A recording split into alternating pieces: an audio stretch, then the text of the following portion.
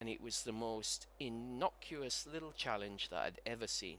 The problem is that rugby is a sport full of different sized blokes. So if a huge, big, tall, 6'8" bloke goes in against a little scrum half who's what 5 foot nothing, how's he supposed to tackle him round his waist? He'll probably grab him round his upper body. Now, this is not necessarily dirty. The only dirty high tackle, which I agree is a foul, is a kind of clothesline where they put a stiff arm right into the fella's neck. Obviously, that is dangerous. You don't want to slam a guy's neck, okay? That's like gouging, eye gouging. It's a foul. But if you take a guy like a bear hug from behind, but your hands happen to be on the upper body, that is nothing more dangerous than a tackle around the waist.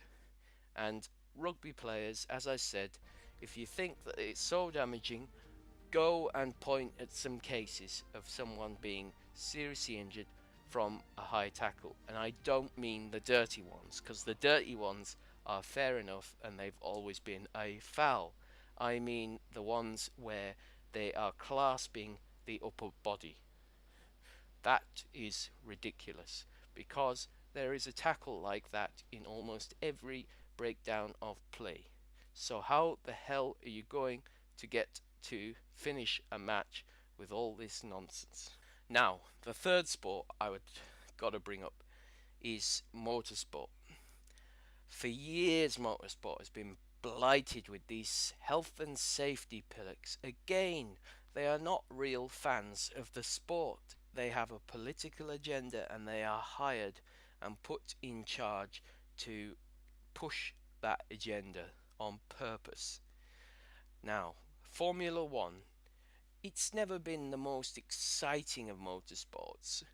I think bike racing has always been a bit more interesting. But there were a few seasons where it was pretty good a few years ago. But oh boy, is that a sport that has been over regulated. Drivers are getting penalties for going wide on bends, they call it the track limits. They're only allowed to weave once defensively, which is silly. I don't know why you can't weave more than once, and God forbid if two cars should collide, instead of just calling it a racing incident, then it's got to be someone was at fault, and whoever it was is getting a big long fucking penalty sanction. And also, it's just at the level now in F1 particular. You can't really do anything right. All kinds of things. You'll fall foul of the rules and they give you penalties out like hotcakes. So drivers who've done well, their reward is a trip through the pits at slow speed. Ugh.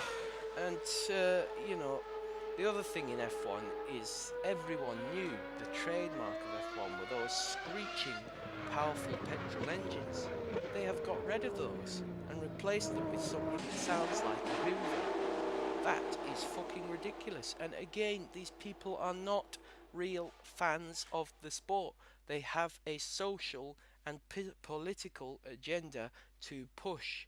They want to make it softer, and instead of just using common sense, they look at every single little angle where someone could possibly be hurt and try and make sure that they prevent it. But as we've seen with that Jules Bianchi accident, it is sometimes unpreventable. Things can happen, unfortunately, where people are killed or injured in all sports, but those that take part are prepared for the risks. Another problem in motorsport now is every time in a bike race, even, let's take bike racing, right? I watched the World Superbikes the other day. Now, they've barely got the fucking series finished with all the support races because every time a bike rider goes down, it's a red flag. Why is it a red flag? A red flag used to go out if there was oil on the track or if the rider had gone down and was seriously injured. Now, A rider can go down, get up on his feet, run off to the edge. The bike will be cleared within 30 seconds, and yet it's a red flag every time. And they end up having so many red flags that they never get the races finished, or the races go down to half distance. Similar thing in road racing recently, where in the Northwest 200 um, it was raining, and it was only light rain most of the time, and they were saying, well, we can't let them go out. Of course, in the old days, they just fit wet tyres and gone. And I'm sure a lot of the riders know this, and they're fed up of it. But as I said, it's not real fans. It's not real sports people. It's these arseholes that are being pushed. The Judeo-Masonic unholy matrimony that is fucking this world up and pushing cultural Marxism. And they act like you can't see it. Well, maybe some people can, but I can. I guarantee you that. Motorsport, let's face it, most people like the thrills and the spills, and there's been perfectly safe spills in both motorcycle and car racing. Occasionally, someone will lose their life because it is a dangerous sport, that is clear, but the riders and drivers are aware of these risks, and they are fairly narrow nowadays because the cars and bikes and whatever have been made to be safer than the old ones. Now, people might say it's bad that you say crashes should happen, but let's face it, folks, apart from close racing, the second most entertaining thing about motorsport is the accidents, the spills. Everyone enjoys them. And if the rider or driver is not seriously hurt, then there is no problem with enjoying them. If the guy gets hurt or killed, then maybe take them off the screen, fair enough. But a crash, a good shunt, where the guy comes out afterwards and wow, everyone kind of enjoys that. And without that, it's like you're limiting the sport. It's like rugby there, with the old scrums they've got rid of. You're limiting the sport. And as I said, it's all being done because they want to make men softer. They want this forced equality, and it's very clear what their agenda is. And it will get to the point, where rugby players will be wearing pillows on their front and back and mincing about from one end to the other. They'll be penalised for not mincing when they score a try. As I said, I am so sick to death with all this shit.